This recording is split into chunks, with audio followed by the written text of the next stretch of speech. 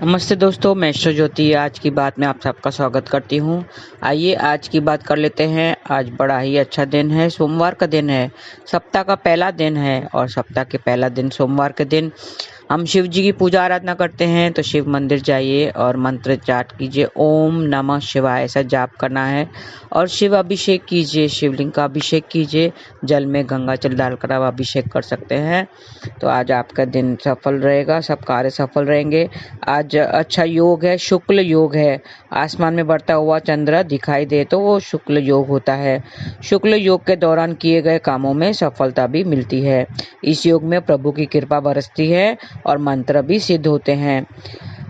और नक्षत्र की बात करें तो अश्लेषा नक्षत्र 1:23 तक रहेगा और इसका संबंध बुध से है, जिसका संबंध नाग केसर के पेड़ से बताया गया है। तो नाग केसर की पेड़ की उपासना करें और उससे कोई भी नुकसान नहीं पहुंचाएं। तो आज की विशेष बात है कि आज शाम 4:27 पर बुध वृश्चिक राशि में प्रवेश करेंगे। तो 27 नवंबर की सुबह 5:50 तक ये वहीं गोचर करते रहेंगे। तो आप ये 45 डेज गोचर करते हैं एक ही राशि में। तो 27 नवंबर तक आपको थोड़ा अपने वाणी का, बुद्धि का ध्यान रखना है। वाणी अच्छी रखनी है और किसी से भी अनबन नहीं करनी है, झगड़ा नहीं करना है और अपना व्यवहार दूसरों से अच्छा बनाए रखना है। तो इसके शुभ परिणाम आपको मिलेंगे।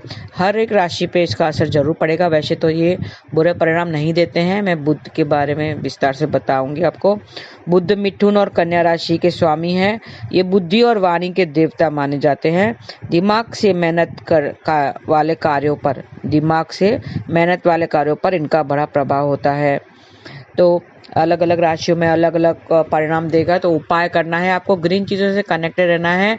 मिट्टी के बर्तन में मूंग डालकर बहाना है या गाय को हरा चारा खिलाइए और हो सके तो ऊनी वस्त्र दान कीजिए, ज़रूरतमंदों को दान कीजिए। तो इससे आपके बुरे परिणामों से बच सकेंगे और अच्छे परिणाम आपको मिलेंगे। तो हरे चीज़ों से कनेक्टेड रहिए और आप हरे वस्त्र भी उपयोग में ला सकते हैं। तो बुद्ध के बारे में बता दूं, बुद्धि से गहरा संबंध है बुद्ध का। जिन लोगों का पारा मजबूत होता है वे काफ़ी बुद्धिमान और स्मार्ट होते हैं, खासकर जब वह बात मजबूत संचार कौशल, स्मृति शक्ति और व्यवसायिक कौशल की बात हो। तो मतलब इनका जो कम्युनिकेशन स्किल भी बहुत अच्छा होता है जिनका बुद्ध अच्छा हो। ऐसा कहा जाता है कि हम संचार की दुनिया में रहते हैं। संचार के बिना कुछ भी नहीं है। हम अपने जीवन में जो भी कुछ करना चाहते हैं उनके लिए हमें अच्छे संचार कौशल की आवश्यकता होती है। मतलब कम्युनिकेशन स्किल्स की आवश्यकता हमें हर पल पड़ती है। चाहे हम दूसरों के साथ अपने व्यक्तिगत या व्यावसायिक संबंधों में सुधार करना चाहते हैं या अपने व्यवसाय और नौकरी में अच्छा करना चाहते हैं, इन दोनों अच्छे संचार कौशल बहुत ज़रूरी है। इन दोनों बातों में हमें कम्युनिकेशन स्किल अपनी अच्छी बनानी है। हम अपने संचार को निर्दोष बनाने के लिए बुध ग्रह की आशीर्वाद ले सकते हैं। और ज्योतिष में सूर्य को बुध ग्रह का पिता माना जाता है और चंद्रमा को बुध ग्रह की माता मानी जाती है। और बुध ग्रह को अक्सर एक युवा राजकुमार के रूप में पेश किया जाता है, उसको प्रिंस माना जाता है। इस सौरमंडल में जहाँ पे सूर्य पिता और चंद्रमा माता है, वहाँ पे जो बुध है वो प्रिंस, एक युवा माना जाता है, राजकुमार के रूप में पेश किया जाता है और उसे वो बहुत आकर्षक और होता है। आप जानते हैं कि कुछ लोग ऐसे होते हैं जिनकी उम्र कभी नहीं दिखती, वे हमेशा जवान दिखते हैं, उनकी त्वचा हमेशा चमकती रहती है। उन्हें बुध ग्रह का आशीर्वाद कहा जाता है। इसके लिए यदि हम बुध ग्रह का आशीर्वाद प्राप्त कर सकते हैं तो हम युवावस्था, महान स्मृति, महान संचार कौशल और महान बुद्धि का आकर्षित कर सकते हैं, जो हमें अच्छे व्यवसाय कार्यों का गति से पूरा करने में सक्षम बनाता है। ऐसा इसके लिए है क्योंकि बुध हमारे सौर मंडल का सबसे तेज ग्रह है। सूर्य के चारों ओर एक पूर्ण चक्कर पूरा करने के लिए सिर्फ 88 दिन लगते हैं। 88 दिन लगते हैं। इसके लिए बुध ग्रह की ऊर्जाओं में दोहन करके हम अपने जीवन में गति आकर्षित करते हैं। हम युवा अवस्था को आकर्षित करते हैं और बुध हमें एक युवा राजकुमार की तरह विनोदी, चंचल और हंसमुख भी बनाता है। यदि हमारा बुद्ध मजबूत है तो लोग हमें आसानी से धोखा नहीं दे सकते, वे हमारा अनुचित लाभ भी नहीं उठा सकते, क्योंकि बुध तर्क और गणना का ग्रह है। यह हमें स्ट्रीट स्मार्ट और जीवन में सफल बनाता है। बुध ग्रह की ऊर्जाओं का दोहन करने के लिए हमें विशेष रूप से बुधवार को वंचित बच्चों के कल्याण के लिए कुछ करने के लिए कहा जाता है। बुधवार का दिन बुध के उपाय हम कर सकते हैं, जैसे कि बुध को एक युवा राजकुमार के रूप में दर्शाया गया है। इसके लिए अनाथालयों में कुछ दान करना या किसी तरह से गरीब बच्चों की मदद करना बुध ग्रह का आशीर्वाद पाने का एक शानदार तरीका है। बुध ग्रह को मजबूत करने का एक और सरल लेकिन प्रभावी तरीका यह है कि कभी भी किसी के बारे में बुरा बोलना या किसी के बारे में गपशप करने के लिए हमें संचार का उपयोग न करें। किसी के लिए बुरा नहीं बोले, नहीं तो हमारा बुध ग्रह खराब हो जाता है। यदि आप अपने आप को ये काम करते हुए पाते हैं तो याद रखें कि आप अपने बुध ग्रह को कमजोर कर रहे हैं, जो एक बहुत ही महत्वपूर्ण ग्रह है, क्योंकि यह हमारे जीवन में महत्वपूर्ण पहलुओं को नियंत्रित करता है। स्वास्थ्य के मोर्चे पर एक मजबूत बुध ग्रह हमारी त्वचा, रक्त, फेफड़े और तांत्रिक तंत्र के स्वास्थ्य को बढ़ावा देता है। यह अपने बच्चों के सम्मान और चंचल स्वभाव के कारण हमें चिंता और अवसाद से बचाता है। तो हमें अपना बुध को स्ट्रॉन्ग करना चाहिए, उनको कमज़ोर नहीं करना चाहिए। अगर कमज़ोर है तो उनको स्ट्रॉन्ग कीजिए। दिन भर के बारे में बात करें तो बुध ग्रह की ऊर्जाएं द्वारा शासित होता है। बुधवार का दिन है। उन गतिविधियों को समझने के लिए हमें बुधवार की अनूठी ऊर्जाओं के लिए हमें ध्यान देना चाहिए कि हम बुधवार को क्या काम कर सकते हैं। बुधवार का दिन हमारे दोस्तों के लिए होता है। अगर हम अपने दोस्तों से मिलने चाहते हैं तो किसी तरह अपने दोस्तों की मदद करना चाहते हैं, नए दोस्त बनाना चाहते हैं, तो बुधवार की ऊर्जा ऐसी गतिविधियों के लिए बहुत ही उपयुक्त है। और अगर यात्रा करना चाहिए तो यात्रा के लिए भी ये बुधवार एक अच्छा दिन है। बुधवार का दिन आपके परिवार के मातृ पक्ष के साथ संबंध बनाने के लिए भी एक अच्छा दिन है।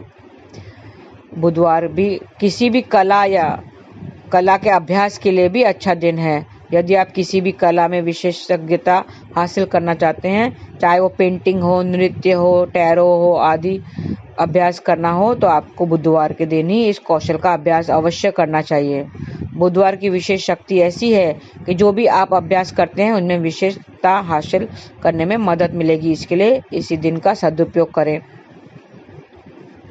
और अगर अध्ययन वगैरह करना है, शोध वगैरह करने के लिए भी बुधवार अच्छा दिन है।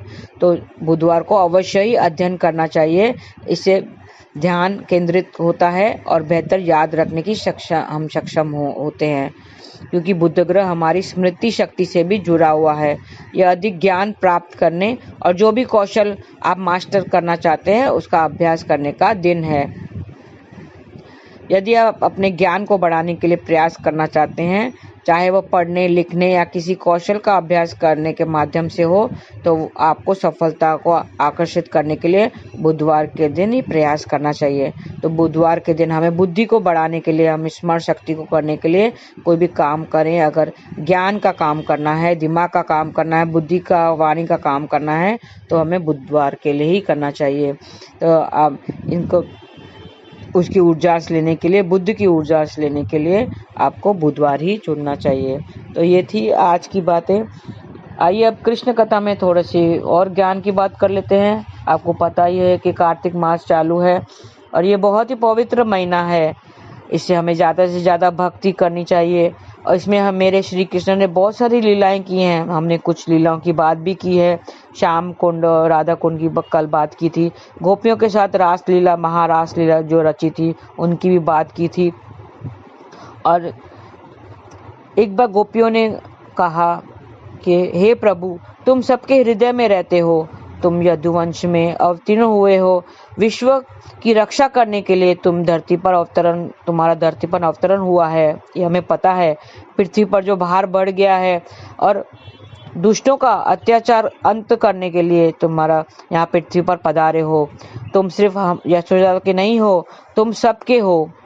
लेकिन गोपियों के मन में एक ऐसा भाव आया था, ऐसा भाव उत्पन्न हुआ था जिसके वजह से उन्हें कृष्ण का विरह मिला। तो वो भाव क्या था?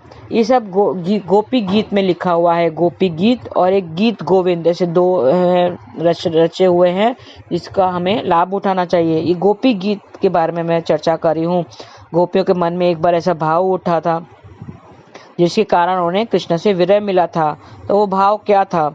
संसार की समस्त स्त्रियों में से हम ही श्रेष्ठ हैं। ऐसा एक बार उनको मन में विचार आया था। सब गोपियों का मन में क्या विचार आया था कि संसार की समस्त स्त्रियों में से हम ही श्रेष्ठ हैं। क्यों?